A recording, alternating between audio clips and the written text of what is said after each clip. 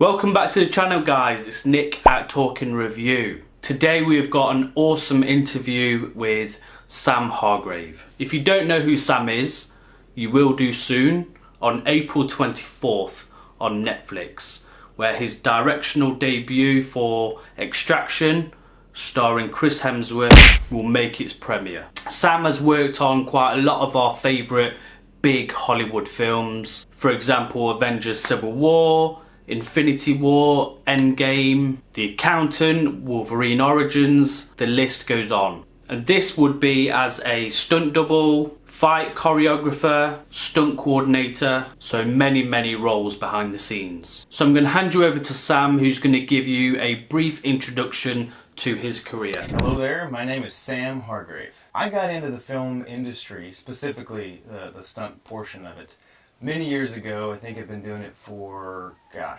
16 years now, 17 years. And I started in North Carolina, where I started with martial arts, and I grew up watching Jackie Chan movies and really admiring Hong Kong cinema. My friends and I, and my brother, would make short films, short movies, where we would try out all these different fights and falls and reactions. And so that started in North Carolina, and then I made the move to California, to Hollywood, in 2004. And that's when I started my professional career as a stuntman. Was there anyone that you looked up to or admired in the stunt field? I looked up to and admired many people in the stunt world. In North Carolina, before I moved to California, I was watching the exploits of Ilram Choi, of the Zero Gravity guys, like Lateef Crowder and the guys that would do work through there. Aaron Toney would pop up occasionally. He and I started around the same time. And Steve Terada, Ruben Langdon. Those were people who inspired me before I even came to Los Angeles. And then when I got here, when I got to LA, I met some people who were pros, who'd been doing it for a while, who were on the big movies, all the things we aspired to be doing. The first person I spoke to was Tim Connolly. I spoke to him on the phone. I was interning at a production house, and I called him up. And he had just finished a job, and he agreed to sit down with me, and he did. And he told me, he said, "Hey, if there's anything else you can see yourself doing, anything, do that. Because this business is hard, it'll chew you up and spit you out." And I thought about it for a second, and I was like, oh, okay. I can't think of anything else I'd rather do, and I stuck with it, and the rest is history. So when you sign up to a film to do stunts, do you need to see them first to see if you're capable of doing them? When I signed on to do a film as a stunt performer, yes, I needed to know what I was getting myself into, because you never want to say yes to a job that you don't have the skills to perform. It's all about reputation, and you don't want to hurt anyone else or yourself. So you definitely want to have the skill set, but that's what training is for. That's where you put in the hours and the time, and the repetitions, so that you're ready for whatever job comes your way. Now, you can't be prepared for everything. That's just not practical, but you try to get a well-rounded base. Like, I tried to round out my skills. I focused in fights and falls, but I would take driving classes, I did wire work, I ride air rams, horseback riding, ride motorcycles. I just tried to think of all the different things that I'd seen in movies that I might need on a film set. And generally, if you're a good stunt coordinator, and I learned this when I was stunt coordinating, you're not going to hire people who aren't comfortable with the job or who aren't capable of handling the work you need to be done. When you're a stunt double, do you feel there's more pressure from having the director and the actor assessing the work that you're doing? As a stunt double, I personally didn't feel any more pressure, because I had the director and the actor both looking at me to do my job. I always felt a certain level of pressure, but that usually came from me. I put pressure on myself to be the best performer that I could be, no matter who was around. Sure, if you've got an A-list actor and a really well-known director, maybe the butterflies are increased, but not really. I felt like I was always there to do my best work, no matter who was watching, and so yeah, there wasn't extra added pressure. That would come with different stunts. If there was something that I was a little less familiar with, or like a big big wire gag through glass or something very complicated, that was a little more stress would enter the picture there. But then you just focus on all the necessary things to execute that safely and to the best of your ability and make it look cool. And then it kind of helps calm the nerves when you focus on the positive outcome. I remember watching 7-Layer Dip.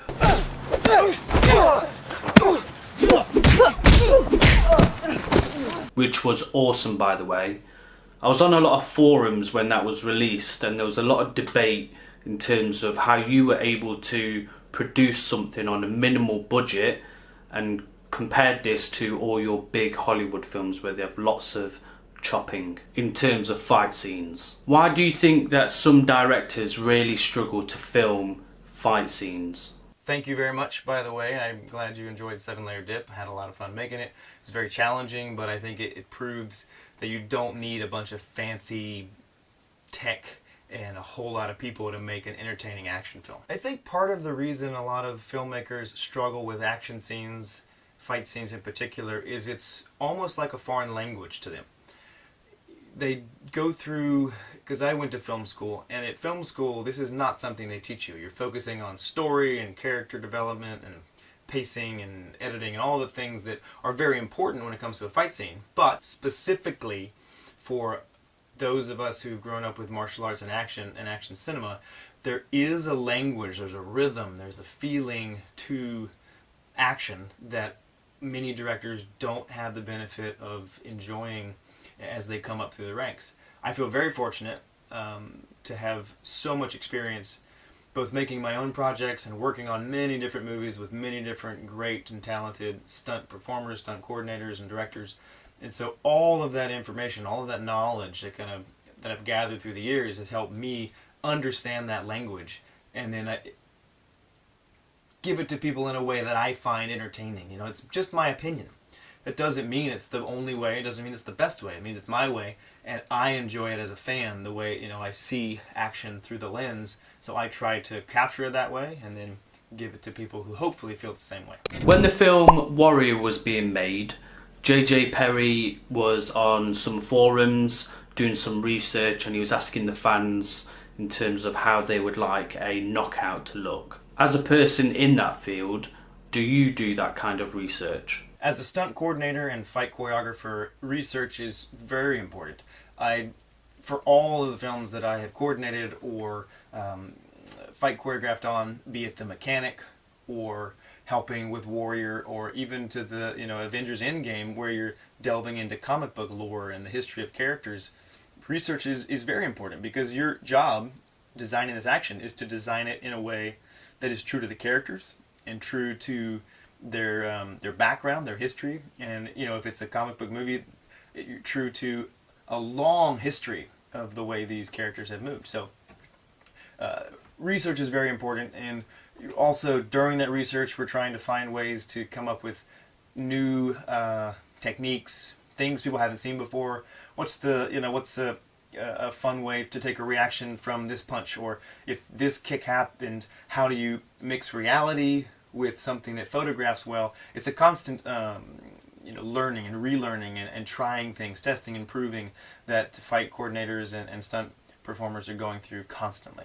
Over the last few years, I feel that huge stunts are put into trailers, for example the Bond films, Mission Impossible, to try and sell the film some more. Do you feel it's getting harder to be more creative and stand out? I feel like trying to stand out in this world of huge trailer moments and over-the-top action becomes more and more difficult, and sometimes going backwards or doing the inverse of what others are doing can be noticed, rather than trying to make a bigger, better, louder car chase than James Bond or Mission Impossible, because you may not have all those resources.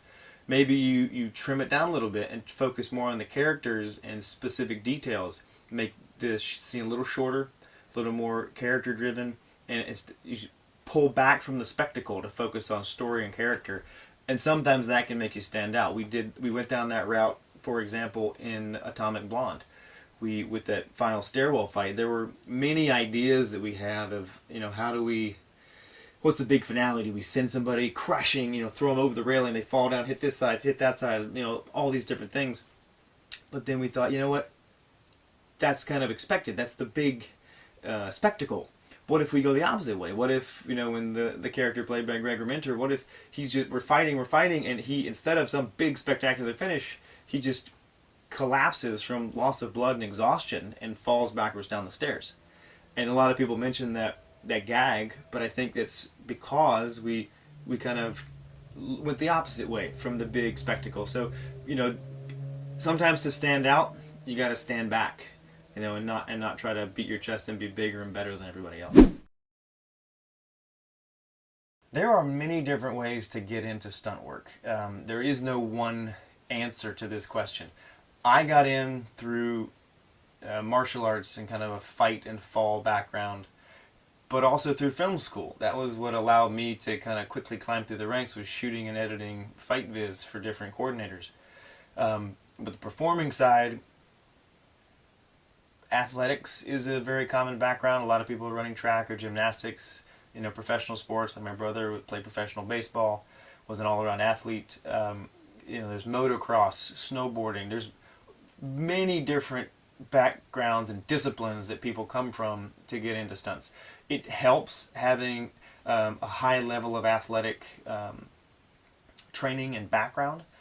It's not necessary per se. You do need a certain level of athleticism to be able to take the punishment that you, as a stunt performer, go through day after day, take after take, and you need to be able to look out for yourself and other people on set, because safety is the most important thing out there.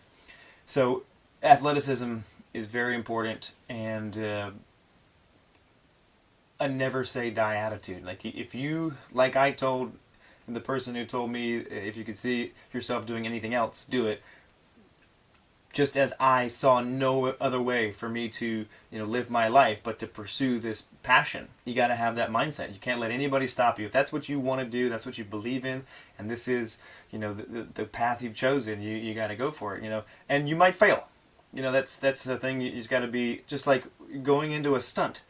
Anytime I step up there to do a fall or a fight, you might fail. And you have to be okay with that, because failing is part of learning, it's part of life, and you just got to look at it and say, hey, you know what, I might fail, but if I can, and God willing, and the creek don't rise, I'll get back up again and keep trying. I love the groundedness of the fight scenes in Atomic Blonde, especially the stunts. Is this something that you prefer to do, and is it harder to create? I'm glad you enjoyed the fights of Atomic Blonde. We tried to make them very grounded.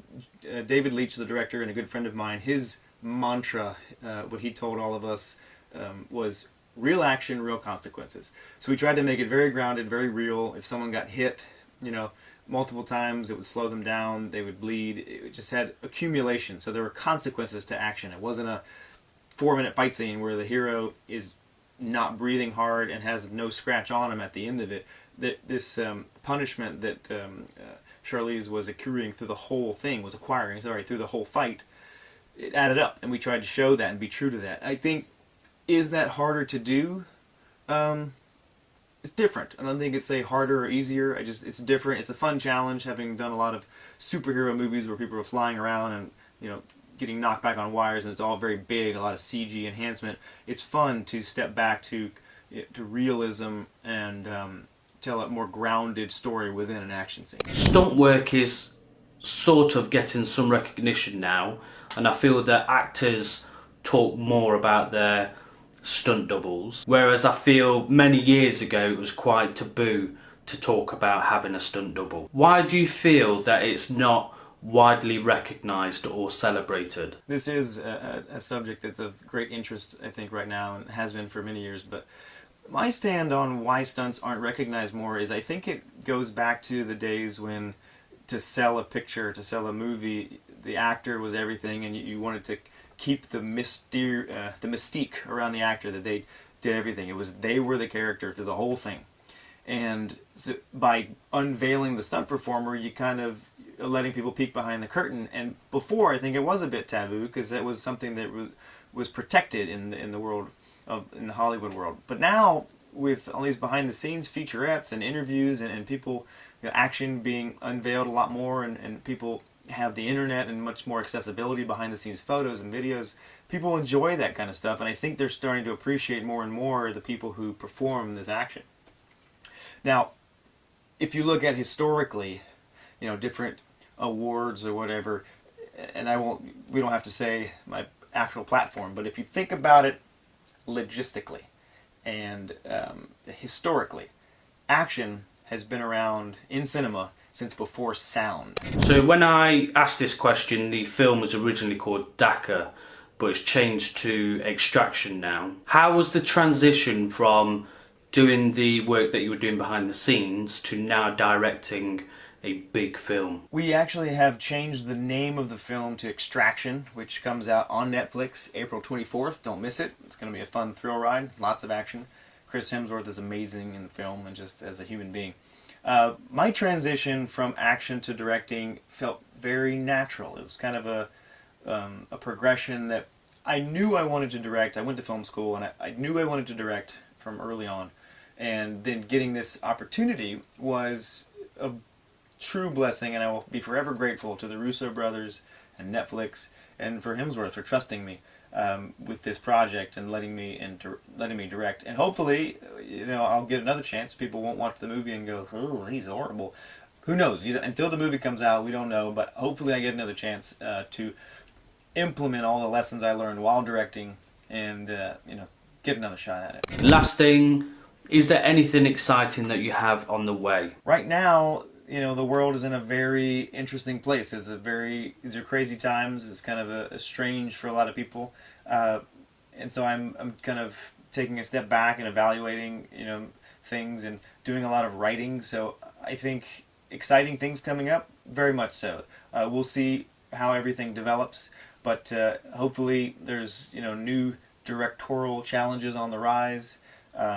There's new opportunities in different aspects of the filmmaking process for me, and I love the art of filmmaking and all the many challenges that are a part of that journey.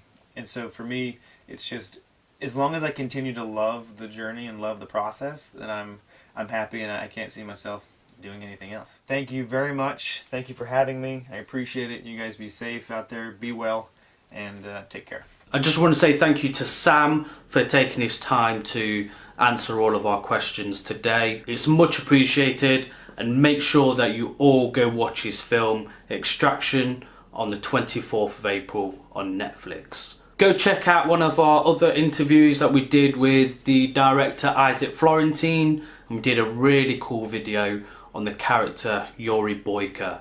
We managed to get Scott Adkins to do the introduction, and we got a lot of the cast and crew talking on that. Drop me a comment down below. What are some of the most impressive stunt scenes that you've seen on film? Make sure you hit that subscribe button, guys. We've got lots of great content on the way. Thank you for watching, and we'll see you soon.